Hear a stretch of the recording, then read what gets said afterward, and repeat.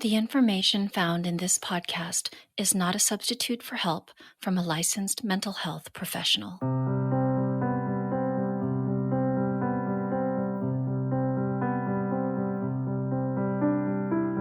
Hi, and welcome to the Women in Depth podcast. I'm your host, Dr. Lourdes Viado. Join me as we explore the inner lives of women, their struggles, fears, hopes, and dreams. We'll go beneath the surface and take a deeper look at what is hidden, unknown, uncertain, and uncomfortable.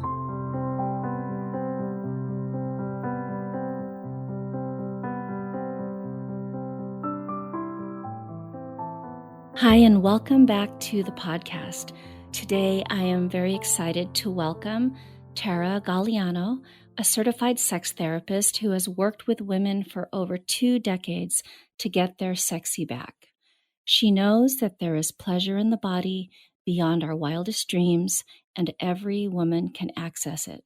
Tara is the author of the book, Rediscovering My Body, where she teaches women how to show up for pleasure in their lives. Tara rediscovered her own body after leaving her 25-year marriage, and realizing that she had given so much of herself away, she knew she needed to come back to the body's inherent wisdom. Through reconnecting with her body, Tara was able to understand what was right and pleasurable for her, how best to proceed from this wisdom, and most importantly, how to teach these lessons to other women who are clamoring for the same truths, so they too could transform their lives and reclaim their sensuality. Hi, Tara, and welcome. Hi, Lourdes. Thanks so much for having me. Thank you for being here. I am very much looking forward to this conversation with you because I feel that losing touch with pleasure is something that happens to, I would say, most women. Yeah, I agree. True thing. Yes, I've certainly experienced that. I see that in my practice all the time. Yeah, and so I know that the focus is, on sensuality and rediscovering that for ourselves. But I was thinking as I was preparing for this interview that sensuality is just one aspect of the pleasure that women begin to lose touch with, because I'm thinking of just doing things that feel good for you, whether that is going on vacation by yourself, cooking something that you want to eat just for you, taking part in activities and hobbies. Just, I think going back to what you write about in your book, being selfish in a healthy way for you. Yeah, it's a true thing. Yeah, we need to do that. And when we don't prioritize ourselves first, then we're often depleted because we're giving from a source that is limited. Right. And we just continue to give and give while we're not restoring or renewing ourselves. No, yeah, and I totally have done that, and I see women who do that all the time. It's like we live from the front of our heart and give, but to be able to receive really puts us in a better position to be in the flow of giving to others, because we need to give to ourselves first. And I think when we're mothers, when we're wives, when we're partners, when we're in relationship with other people, that we get the accolades of being in relationship and caring for those relationships, that we forget that the relationship that we have with ourselves is primary. Yeah, absolutely. I 100% believe that our relationship with ourselves is the most important, because it's what enables us to be in healthy relationship with others. My mentor, James Hollis, said this one time, and I thought it was just really beautiful the way he phrased it. He said that the quality of our relationships is in direct proportion to the quality of the relationship we have with ourselves. Yeah, I hear that. And I often say to my clients is that the relationships that we have with others is always a reflection of the relationship that we have with ourselves. I love that. Yes, absolutely.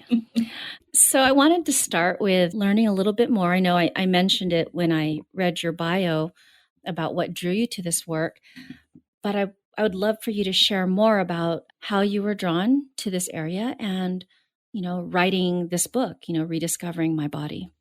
Yes. Yeah. So as a clinician, starting my private practice after graduating from Naropa, all of my clients wanted to talk about sex and sexuality and their relationships and sexual preferences and sexual identity.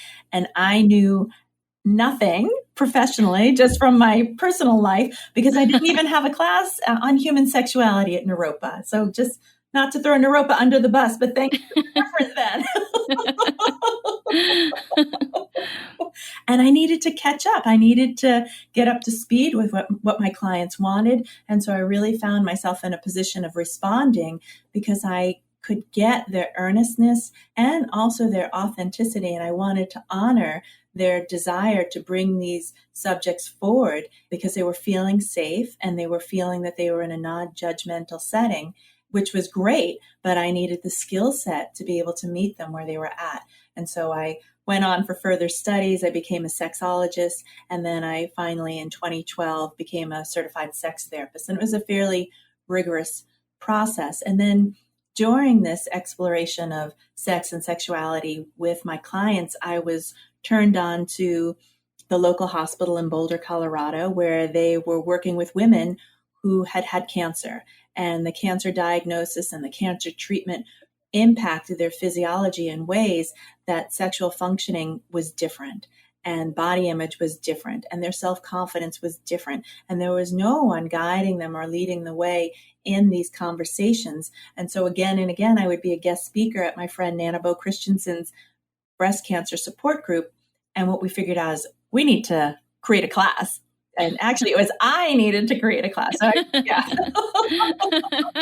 so that's what I did. I created this class called Rediscovering My Body. And it was interesting because it was at a hospital and they, wanted to control in some ways the naming of it because they were like, don't put sex in it. You'll scare people away. So I was like, okay. That's hilarious. I thought so too. It's like a hospital's dictating that. So we came up with Rediscovering My Body, which is great because what I find oftentimes, and this is what I found with the class, was that sex is kind of an advanced or graduate study, is that for most women, it was about saying that they were worthy enough to put themselves first, especially after being on a cancer journey. Women felt like they had taken up so many resources of their family, time, money, care, concern, and that they didn't want to take up another resource of taking time for themselves to explore pleasure. And so that reclamation of that they were important enough and that they were of value to just explore sex and sexuality for themselves was huge. If they were in relationship with another person, they were more inclined to do it because I want my partner to have pleasure again. And so that almost made it a little bit more difficult, but that's where we began. And that's where the bulk of my book came from, this coursework. And what I began to see was that this was a common theme for so many women, whether they'd had cancer or not, and that was a steep prerequisite, and that they all wanted this information. And so then during coronavirus, after having written this book, probably about 3 years before, I realized, oh yeah, I need to repurpose material that I've already I've already created. And so I got this book and I changed it from women who had cancer to all women. And then I published it in November of last year. And I felt like that was really what I needed to do because all women, we all, in so many ways, need to know and experience this work. And it's a guidebook and really put it in the framework of we are the experts on ourselves. As I'm a guide, and this is my guidebook to help facilitate the process through exercises and activities. And then you can collect the data points, put them in this beautiful book, and then know a little bit more about yourself. If you're open, non-judgmental, and curious about the process, you can know so much more about yourself. I love how you, when you shared that, really came down to a woman's relationship with her own body. That was the foundation, and you described sex as being more like an advanced aspect of that, because I feel that for women, there's so many. You mentioned a few of them when you're talking. So many beliefs or ideas that about the body or about pleasure that I think help to, I guess, widen this disconnect, things like, making sure others feel good, not taking up too many resources because you don't want to burden others anymore, Yes. This idea too that the body needs to be, it needs to look a certain way, right? Or feel a certain way before you can possibly think of pleasure. It's, Yes. yeah. So I'm just really glad that you broadened this to not just be a focus on sex or just those who had gone, through cancer, but it really is a universal experience in so many ways. I feel that we, if we're honest with ourselves, women experience this disconnect from their body in some way. And I think it's, if we're honest with ourselves, it's in really big ways. Yeah, it is. And for so many reasons. And it could be because of our relationship. It could be because of cancer. But what I find is that when a woman prioritizes herself first and comes back to the relationship with herself, that so much more is possible and that things become a little bit more effortless. And it's when we get into the people pleasing and about being in relationship and taking care of others that it becomes problematic. And I really want to see, my hope is for my daughter, my granddaughter, is that this paradigm shifts for all women, because I think when all women can claim their own sense of agency in their life, which begins with their sense of agency over their body, that they can transform the relationship they have with themselves, but also the relationship that they have with others. And I mean, I see that it's a huge liberation on a spiritual level, on a personal level, on an energetic level. And I see that it's a real thing. Oftentimes, women sacrifice themselves for the good of others, thinking that's what they need to do. And I just don't believe that's true anymore. Things have changed. That's not what needs to happen. Well, I notice all the time, I'm doing better with it, but my automatic response, like if I'm not being mindful, if I'm not paying attention, is to say yes to things that I really, need to be setting a boundary to and saying no. And so it's almost like relearning how to respond, because the automatic response is, let me see if I can do that for you. How can I fit that in? And suddenly you're doing all kinds of, acrobatics to make something happen. Even though it's really not ideal for you, even though it may even be difficult for you, or it's hurtful to you in some way, just trying to accommodate and adjust, and seeing how that becomes automatic pilot in so many ways. Yeah. And then I love, this example of our getting together and how we needed to reschedule because, of course, I mean, really, of course, it's like the timing is perfect. And what a great way that you stepped into holding your boundaries of this doesn't work for me and this doesn't work for me. And I got to have my experience of like, oh, okay, all right. And then noticing what comes up for me. And, am I angry? Do I still want to do this? And just like, wow. All right. And yeah, I do. And it's so good because now it's happening and it's perfect. And I get that you have got good boundaries. And when we establish good boundaries with ourselves, others begin to know that and they begin to actually trust us more. Is that we think if we hold the world, we'll be great. And it's not true. If we think we can hold the world and we can't, other people know that and it diminishes our credibility. So in your book, you write about true intimacy. And I love that phrase because there's so much focus and attention on intimacy with partners and spouses, whether it's emotional intimacy or physical intimacy. And so I wanted you to talk a little bit about that. When you write about true intimacy, what do you mean? That's a great question. I don't think anybody's asked me that before. I love that. Thank you. For me, when I feel into that, I really feel that is about being with myself. And I have that experience for myself as a meditator in meditation. And that when I come back to referencing myself, that is the experience of true intimacy, and that it's the layers that wash away of the experiences that I just had talking to another person or feeling charged in that conversation or feeling upset or feeling, oh, they did something that I didn't like. And so when I allow those layers to dissipate, I come back to the sense of my own relationship with myself, which is my true intimacy. And it is hard to know because I get distracted by these external flirtations or distractions. I mean, they can be temptations, and it takes me out of myself, and that's not helpful because I always want to show up as myself. And so true intimacy for me is coming back to myself, and the reminders that help me come back to myself are bountiful and many. And so I need to come back to them. And so what I'm really learning is that there are things in my life that help me return more easily to myself.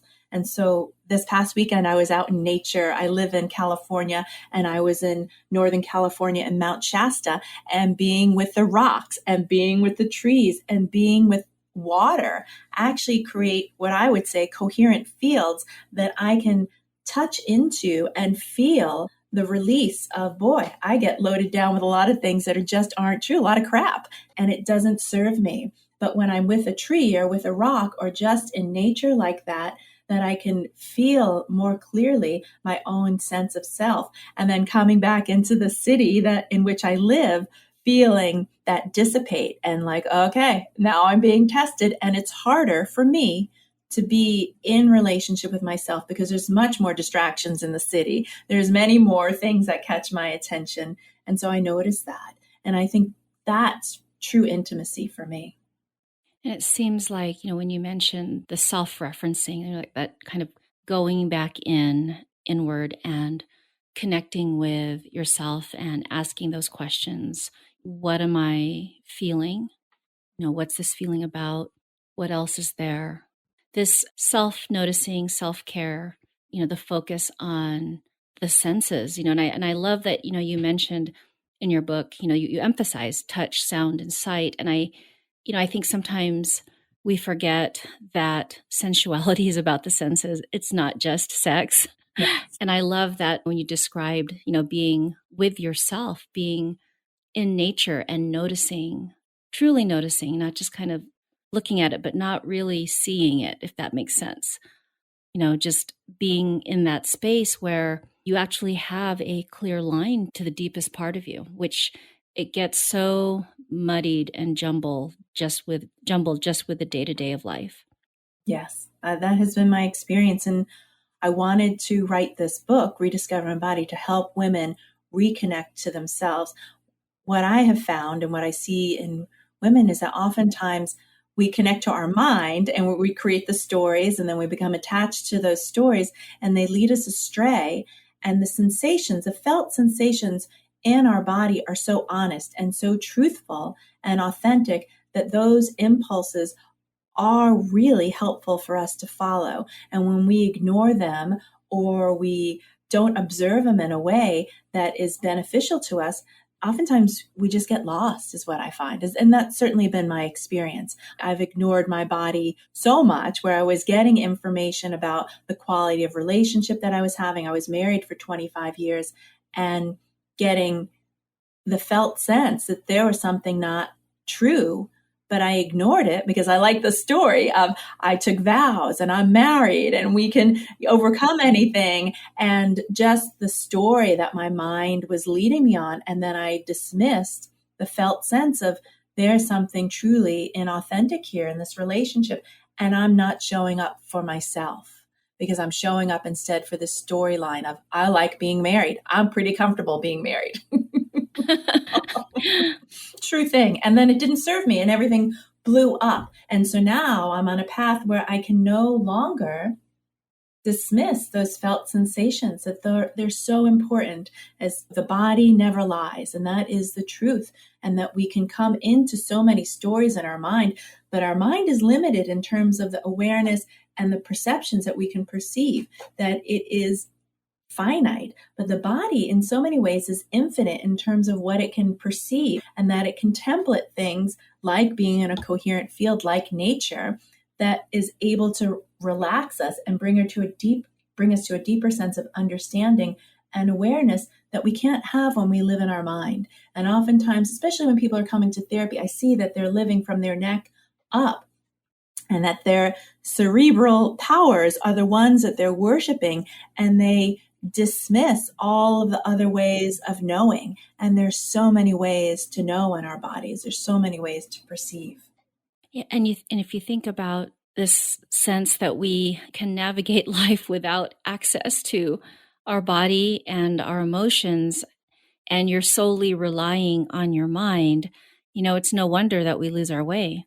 Yes. And I love that you brought up the emotions, because those are so powerful and they're so informative. And I think that what we do as people is we judge. I like these emotions and I don't like these. And so the ones that we don't like oftentimes are anger and sadness. And because we dismiss those, we're not getting the cues that we need when we recognize that they're really just data points. It's just information for us that we can then choose how we're going to respond to. It takes the charge out of it, and then we can decide differently how we're going to respond. But oftentimes, particularly as women, we don't understand what to do with that. We don't have appropriate role models to understand how do we express anger. And so if we do express anger, it's seen as we're a bitch. Or if we do express anger, it comes out as sadness and tears are emerging.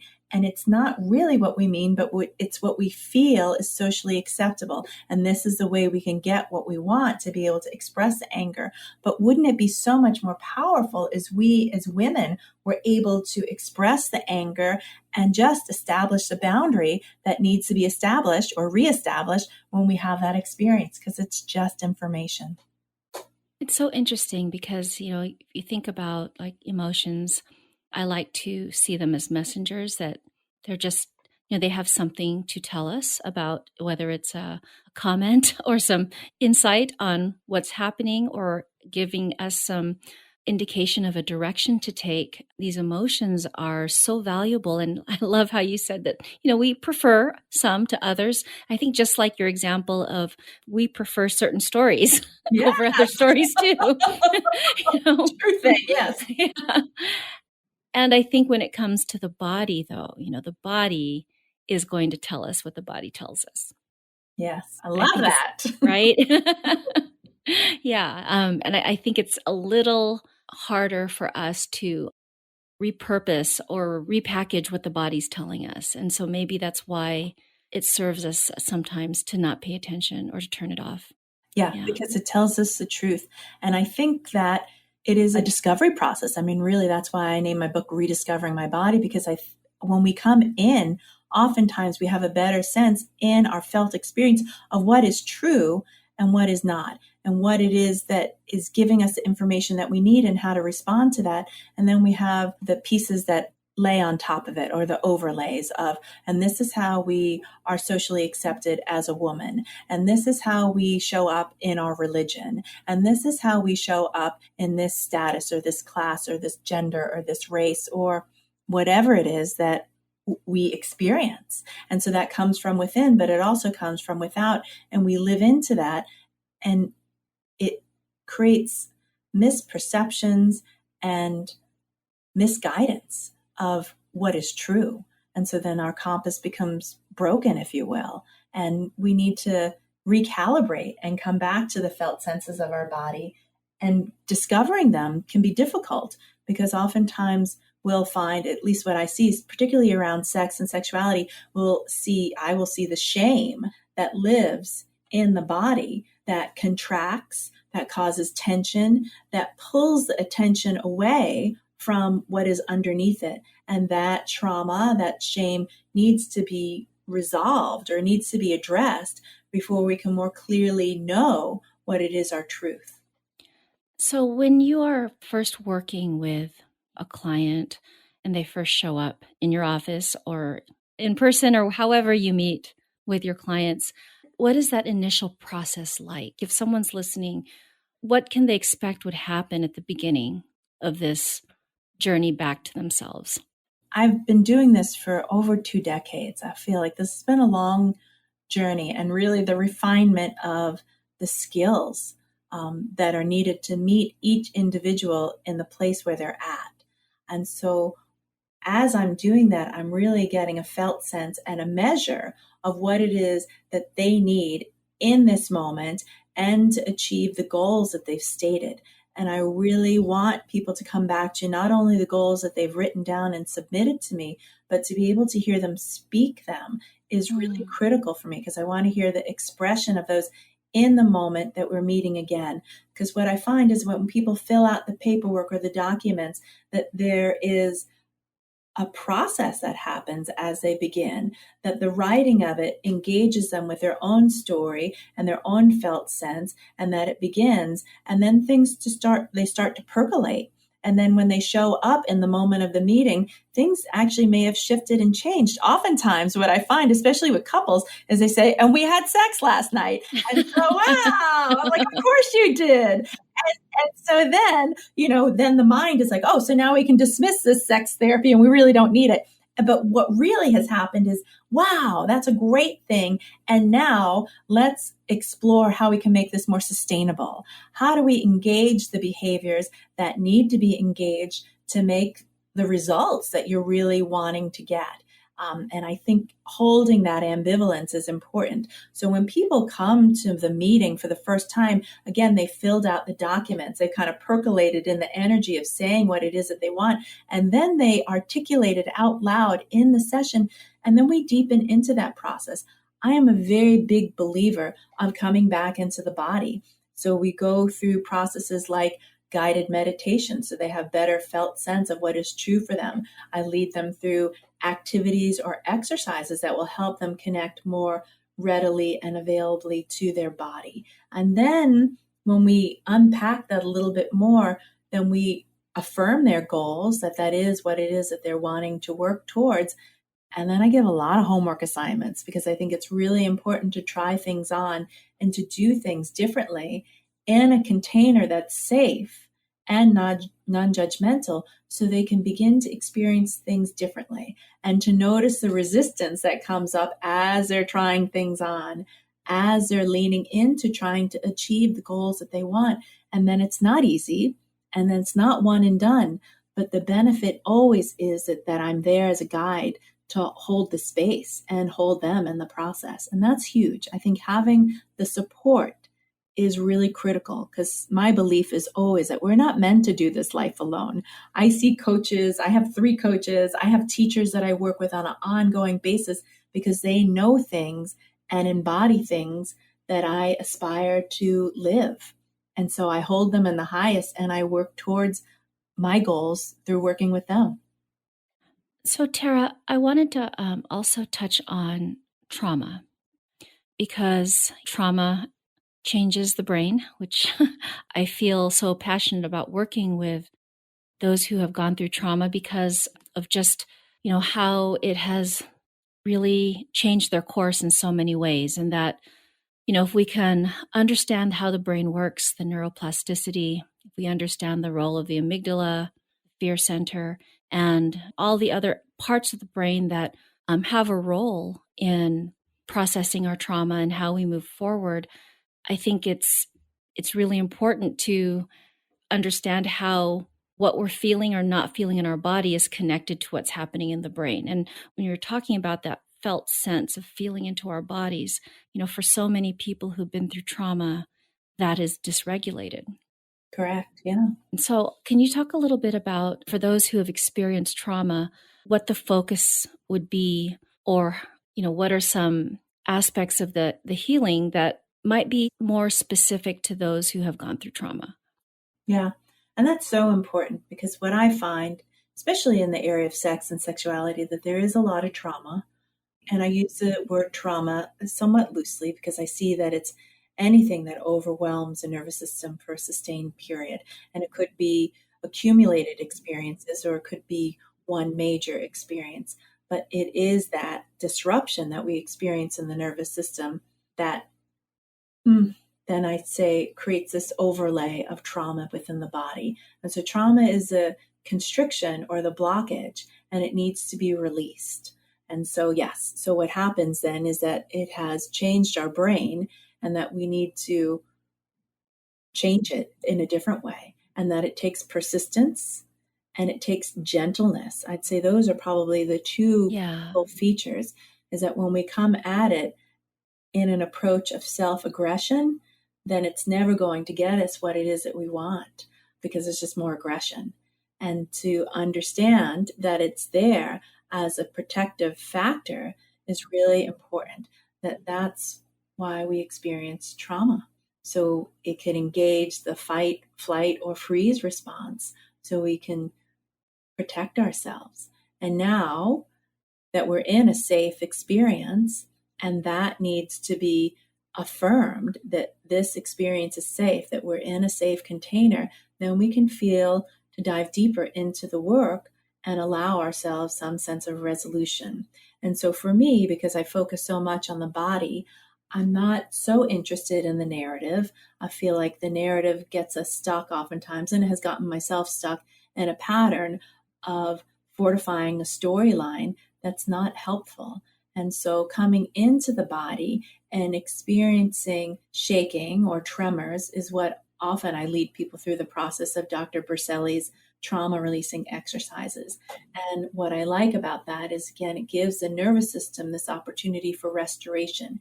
And it is the tremors, but also I see that it is about the vocalization. It is about the expression of it. So it's not just limited to the shaking, but it is whatever needs to be expressed in that moment to have that release of the trauma.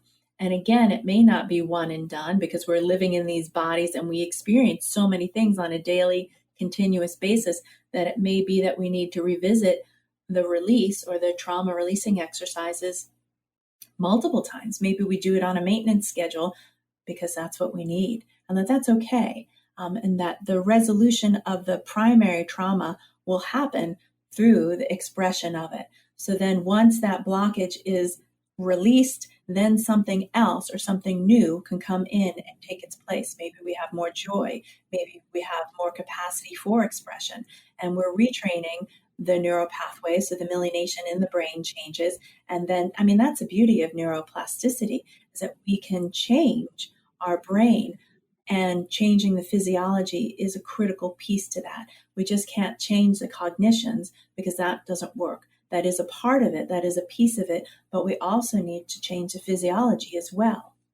Yes, and I love that you mentioned that trauma doesn't have to mean probably we tend to think of with trauma, it can be, like you said, anything that overwhelms our nervous system and causes us to feel unsafe or feel that we are in danger or overwhelmed.